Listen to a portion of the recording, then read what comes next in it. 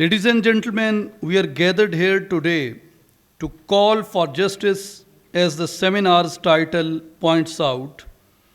Justice is exactly what has been missing since the inception of both these conflicts many decades ago. Past few weeks, like many times over the years, have been simply unreal to watch and witness. Innocent civilians, women, and children being inhumanly attacked, bombed, and killed.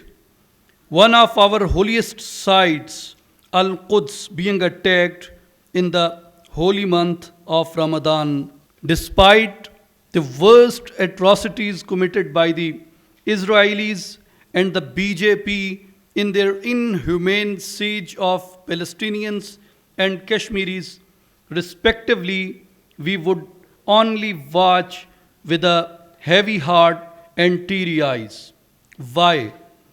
Why, after over 73 years, the Muslim Ummah and its leadership is unable to stand up to the brutalities that continue to this very moment terrorize and kill our brothers and sisters?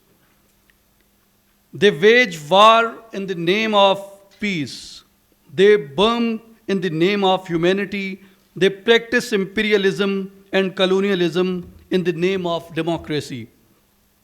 It is just inconceivable to witness such brutality and injustice despite the international system having evolved to seemingly protect basic human rights while instilling a sense of morality.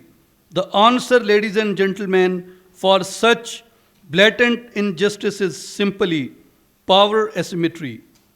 If the last few weeks and the last 73 years in general are of any indication, it is that the powerful get away with pretty much anything. There was condemnation from across the world for what was happening in Palestine, yet it took weeks to mobilize a simple unified response from the Muslim world.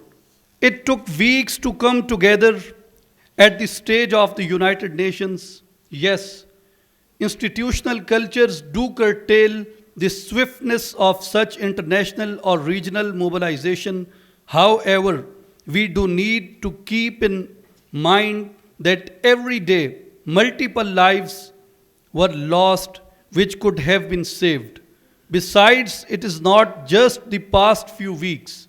We need to remember that these conflicts go back many decades. Ladies and gentlemen, what is happening in Palestine and in Kashmir?